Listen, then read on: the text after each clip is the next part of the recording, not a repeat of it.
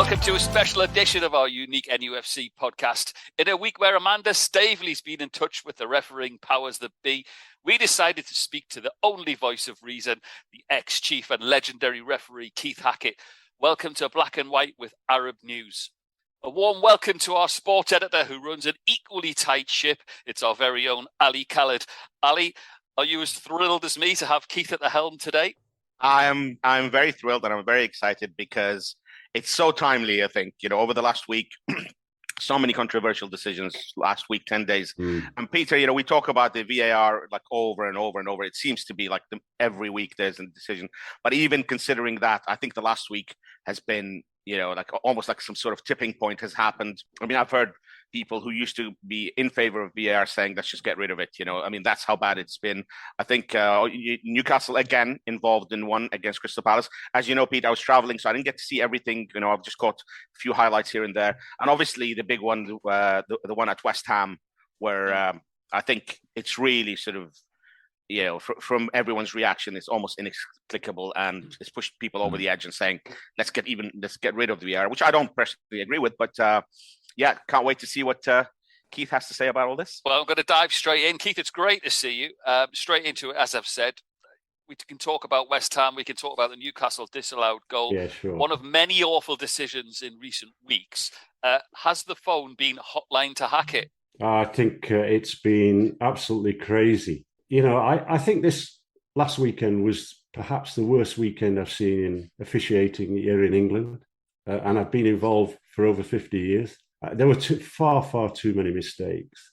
And when you look at them, they weren't complicated errors. They were easy decisions. First one was, of course, the Newcastle United one, where Willock was clearly pushed into the goalkeeper. So you wait to think, is the referee going to award a penalty kick? Because it should have been a penalty, right? But no, he's actually played a brilliant advantage. The ball's in the back of the net. It's a goal. And then we go through the nonsense of actually saying Willock has fouled the goalkeeper. Now, you and I have seen the same film clip, and it's unreasonable to even consider that view. So for me, it was a good goal. It was not a clear and obvious error by the referee, and therefore the goal should have stood. And the big worry is the overindulgence of the VARs. We then go to another game, rightly just mentioned, the West Ham game, where the goalkeeper comes out at the feet of Jared Bowen, who, in fairness, takes evasive action, jumps over the goalkeeper. There's no foul. There's absolutely no foul. The ball's in the back of the net. VAR comes in. They rule out the goal. We then go to the Forest game. Michael Oliver, our best referee in charge, is absolutely looking on at the decision. He's given a penalty kick. I agree with him 100%. He then gets a buzz in his ear. Go and look at the screen. He goes to the screen, and Michael Oliver should be praised because he stays with his decision. Now, this is absolutely a rare occasion. Yeah. And then we have the Leeds scenario where the Leeds player's coming towards the penalty area. His shirt is pulled. It's extended. Everybody can see very clearly it's a foul. But he continues into the penalty area. And I'm thinking, this is a good piece of action by the referee. He's then fouled. Outcome, no penalty kick, no VAR intervention. So it's a disaster. And I'm not surprised that people are beginning to recognise that VAR should be taken out of the game. I disagree with that view. Technology is there to help. This is about the people. This is about the referees. This is about the VAR, how it's operated, how it's managed. And I think the frustration of clubs, managers and fans. Okay. On that note, Ali, as a fan, and not just my co-host on this podcast, but a football fan who I deem to be, all joking aside, I know we have fun and we have a giggle, but I would say you're possibly one of the brightest football fans and writers that I've come across. So from a fan's perspective, tell me, how damning would it have to be to listen to these calls to remove VAR? I mean, honestly, I think it's the refereeing has been bad for a long time. A lot of people have mentioned that you don't see the same issues in I watch a lot of European football. I know Yeah. you do sometimes, Peter, and you don't see the same the same issue, the points of discussion week after week after week. And one of the things that really gets me, and I'd be really interested to see what Keith says about that, is that so we brought VAR to add to the referee skill set. But what's happened is like referees are not taking decisions that, pre-VAR would have been obvious, would have been sort of like simple ones, absolutely simple decisions before VAR existed. Like that's a penalty, that's a handball, and no one would complain, all that. And they've like sort of abdicated taking these decisions, and so it's VAR, which was brought in to add to their skill set, has taken away from their skill set, and it's absolutely like the marginal decisions. I think sometimes we all get angry. If it takes 4 or 5 minutes, then surely it's not obvious. But at least there's a discussion there. But like it's the really obvious ones that don't need VAR, that pre-VAR nobody would have given a second thought to, that are like are becoming controversial. And again, say like we don't see that in Spain, we don't see that in Italy. I mean, there are controversies, of course, everywhere, but not to this extent. And you watch Sky, or over here we watch in this part of the world we watch BN, and we watch the Premier League games, and there's no real discussion of like tactics anymore or like skills and all that. All we ever talk about is VAR. I mean, so I'm 100% with Keith on that. I think something should be done to keep it, but. Yeah, I'm just, Well, Ali, if I can come in, if your car's not running well, you go to a garage and fix it. You have a mechanic. If your business is not running well, then ultimately, at the end of the day, if you're employing anybody, you get rid of them. You get better people. There's no doubts in my mind. I've been saying it for a number of years, that the leadership of the PGMOL has been lacking. And what we've seen money thrown at it to try and resolve the issues. It isn't the issue. This is about people managing a business and managing people effectively. So for me, that's the first root of the problem. You're spot on, because I can remember having a discussion with a top former international rugby union referee, Nigel Owens, who said to me, when they went through the process of introducing the similar system, they said for a period of time we had lazy officials. That's what we've got now. We've got in the Premier League lazy officials who are either operating in fear and not in confidence. And we have communication problems, because the one thing that you do in match officiating, when you have colleagues on the line, this is why I brought in the communication kits that are now used worldwide. Talk to each other, give a view, get the right decision. So what we need to do, I think, is to say, right, get rid of the personnel that's there. That's happening, but it's not going to change until December. That's too long in a Premier League season. So we've got to have an interim boss that comes in and takes charge of VAR. Absolutely, number one. Number two, close Stockley Park. And the reason I say that, it's a tower. It's become an ivory tower where nobody can talk to them, and everything they do, they think they've got right. No accountability. So let us take the VAR, as they do in the MLS generally, take them to the ground. So they're part of the team. And VARs can only be VAR. What we've got in England, which is unlike in other countries, we can have a guy refereeing at Anfield on a Friday night, getting out of the ground at 11:30, then driving to Stockley Park, because at 12:30 the following day is VAR. He's refereed one game, he's VAR the next. Look, we have assistant referees, that's all they do. They're assistant referees, they become skilled in that technique, how they make decisions, everything that goes with it. We need to do that with VAR. So let's have a panel of VARs, and these can be ex-referees. I'm not entering for a job, by the way, but we've got enough people around who could do that job very effectively.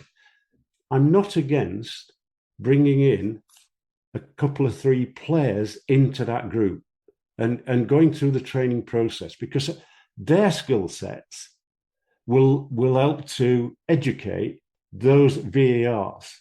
And people say to me, because I mentioned that earlier in the week, they went, you can't have that, you can't have explain. Well, I've got news for them. For the last 10, 15 years, we have a panel of match delegates operating at the Premier League, I introduced that panel. They're former managers, former players.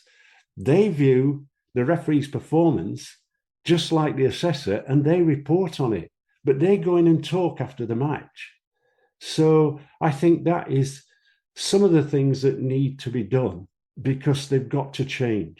And if they don't change soon, then we're in trouble. The other point is this. I read this week that after the Newcastle fiasco, and let's make no mistake about it, you're absolutely right. This is a straight decision for the referee to make. It's not a difficult call. It's not one where you've got players blocking your view or anything like that. The process of a referee is to see, recognize, think, and act. So the failure in decision-making process is if the referee does not see. That's why we need VAR. 22 cameras at a game, we need that help. Therefore, it's got to be made to be right. So what happens is Newcastle make the complaint. I think I'll be knocking on the door of their building, because that's what I used to do when I was the boss. I'd go and see these managers, face them up, and have a discussion. So the PGMOL, there was a response from the Premier League saying, we're going to investigate this. We're going to investigate this decision at Newcastle.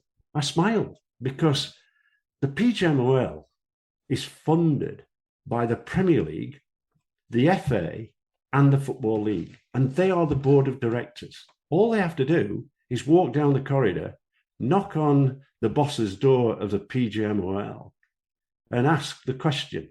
But there's no answer. There's no answer, because it's another one that's wrong, and it's another one that's wrong. And there is no sign at this moment in time of changes to make things better. And the simple thing that they've got to do is get these guys in a room and get a very clear understanding of video action, use the clips, use the instances across the season, across last season, and agree what is a clear and obvious error, because the line is confusing. Yeah.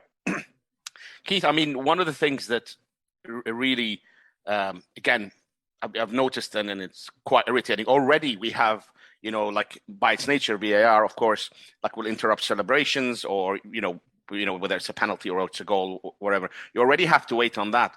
But like now, if you notice, as you mentioned, the Forest and Michael Oliver incident is that, they rarely, if they're going to the screen, it's going to get changed. So now, absolutely. So now fans either celebrate or moan the minute he starts running to the because they know what's going to happen. Yeah. They know like whatever the decision, is going to be like overturned. Like that's the reason he's going there. So whether depending on which side you're on, you start hearing the celebrations and the moaning at that moment, because and hardly ever you get a referee run over and come back say no, you know what, I'm going to stick with this, or it's like the fun's been taken one step at a time. We're being the fun's been taken out of it. Yeah, but fans are being treated differently, aren't they? Because I can be at home and I can be seeing and listening into things that in the stadium you're not. So people say the delay is the problem. The delay is exaggerated in the stadium by the very nature that 2-3 minutes standing around waiting for a call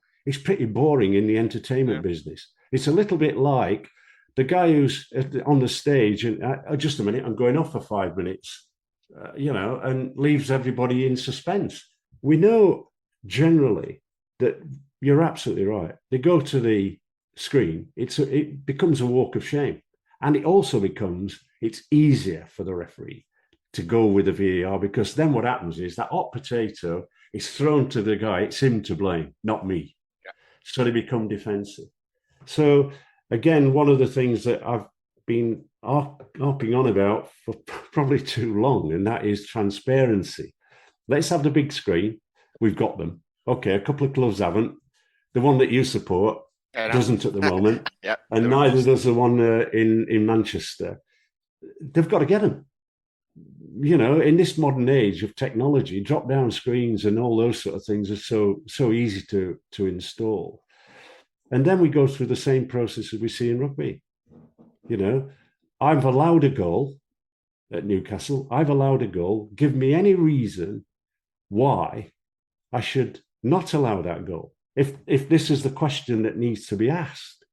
And therefore, the referee should lead the scenario, not the VAR. He might press the button and say, I think you need to have a look at something, or you need to just consider it. Let's just play it. And then, of course, when you see slow motion, you can actually say the car's going to crash. And then, in fact, they miss each other because you've assumed there's going to be a crash. It's built in the... So slow motion does that in the thought process. Don't have slow motion. See it at normal speed. And if you come away and say, right, fine, you're going to live with slow motion, and television can do that and expose you, stick with what you're seeing in front of you. So I think transparency is so important. Then the other thing is accountability. Look, I was a tough, if you like, boss, because I said, I'm going to operate like the 21st manager of the Premier League. And if the number 9, he's not putting the ball in the net, because that's his job, I'm going to be asking questions. Is that down to my tactics, my preparation of that particular player or referee, in my case, or is he delivering the level of performance that I expect? And if not, you've then got to be the boss that says, you're not doing the job as we expected. You're an elite match official. You're earning a lot of money.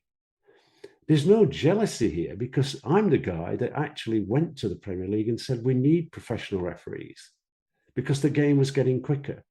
I brought in sports science, sports psychology, nutritionists, vision science in, and measurement tools that said, I've got everything that judges your performance accurately. I don't work on perception, because perceptions has passion and it has all the things that deflect. What I've got to do is I've got to analyze that decision very carefully. So, Keith, can I interrupt you? Can I interrupt you and ask you, because we are pressed for time, but I just wanted to know for my own benefit.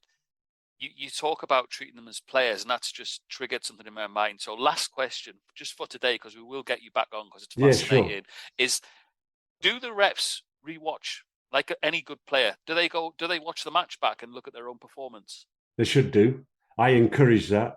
I provided them with the information, with a lot more information, because the system that I operated also had, if you like, the speed at which they were running, the viewing angles. I could use a system to do that, and also the distance from the ball, where the colleagues were, interrogating all the incidents, and the referee could do that. But then what we did very quickly was to come into the room the following, couple of days later of the weekend games, analyze the good bits and the indifferent ones in front of all the referees. And I used to say to the referee, talk me through it. It wasn't a walk of shame or anything. Talk me through how you got to that decision.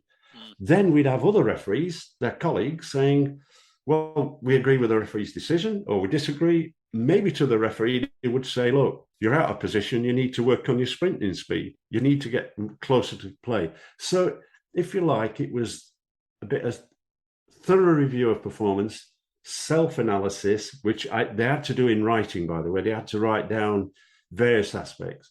And then I could look at, with the sports psychologist and with the vision scientists, etc., we could look at various things in terms of how we approve this performance.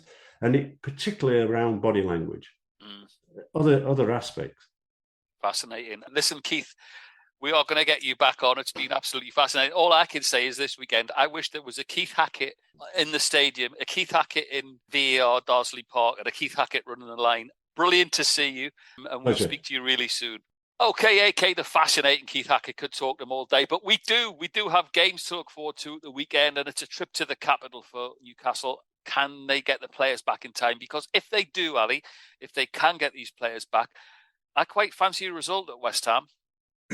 Yeah, you know what? I've been, with the exception of the Liverpool game, which I predicted correctly, just about, with that late goal. I've been quite positive with the predictions of Newcastle. It's been a bit strange in that they've played well. And last week I mentioned how, they've shown different ways of playing. They've had, like very confident performances they've had, like resilient performances they've had, like late comebacks. And, obviously against Liverpool, they played really, really well, but ended up losing.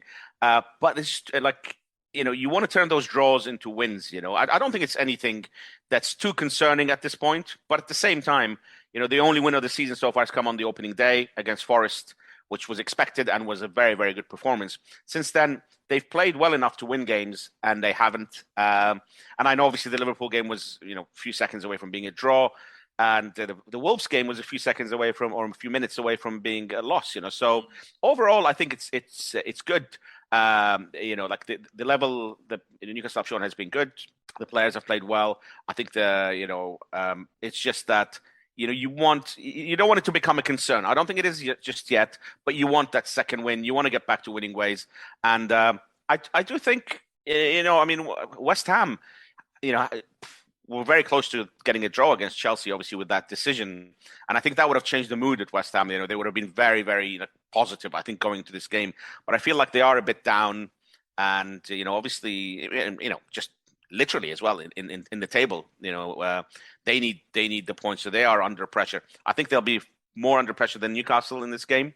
I can see Newcastle definitely getting a draw and possibly a win as well. It's funny you say that. It's so frustrating for Newcastle fans because you're spot on with what you say. It just looks like there's something missing, and that little bit of something missing is either service to a new centre forward who was unlucky, and what I love about him is he's in the right place at the right time. So I think that will come when your Brunos come back and Elliot Anderson possibly gets a run because he looks great. So I think it's just that building up to it, but also the danger is as well. People say, yeah, you want to go to West Ham, they're not playing well. Their form's got to change as well. So it could be a tough game. But we could be in line to see the Battle of Brazil, Ali, with the two best friends, Paqueta versus Bruno. Yeah, absolutely. I mean, for a long time we thought Paqueta might end up at Newcastle, of course, and then West Ham. I'm sure Bruno would have loved that as well. He's ended up at West Ham. West Ham have a good team. They've got some really, really good players. I don't think so far they've gelled this season with some of Scamacca and obviously Paqueta is still very new, but they've been quite. They've been unlucky in certain matches, of course, like the Chelsea match and all that. But you're right. They are gonna at some point. It's gonna turn their way, But just to go back to Newcastle and Alexander Isak, a fantastic signing. I mean, showed against Liverpool with the goal and with the disallowed goal, like his skill, and you will hope that with Bruno Guimaraes coming back, the service will improve. But I'm going to say one thing again, and I keep repeating it all the time as well. You need the other players to contribute. We keep talking about you need goals to come from elsewhere. There was too much, on burden on Callum Wilson, and now there's probably a similar amount of expectation from Isak. Some of the players, I mean, Alan Saint-Maximin has been brilliant in some games recently, but we always said the two wide players, whether it's him and Almiron or whoever it is, they need to start, and the midfield as well. They need to contribute and take pressure off. So that what happens against Crystal Palace is that if the centre forward doesn't score, the goals need to come from somewhere else. Absolutely. Ian Wright warned West Ham that Isak is one of the most dangerous strikers on the planet. Hopefully will be at the weekend. That news should excite us Toon fans. I'm going to ask you, as always, before we knock off for this episode, predictions. I'm going to go for West Ham 2, Newcastle 2. Okay, lots of goals for that one. It's a tough game. And as I say, they won't fancy it. West Ham, something has to give. Hopefully, it'll be 3 points for Newcastle. Ali, as always, an absolute pleasure to see you. That's it for this episode of Black and White with Arab News. We'll see you next week. How are the lads?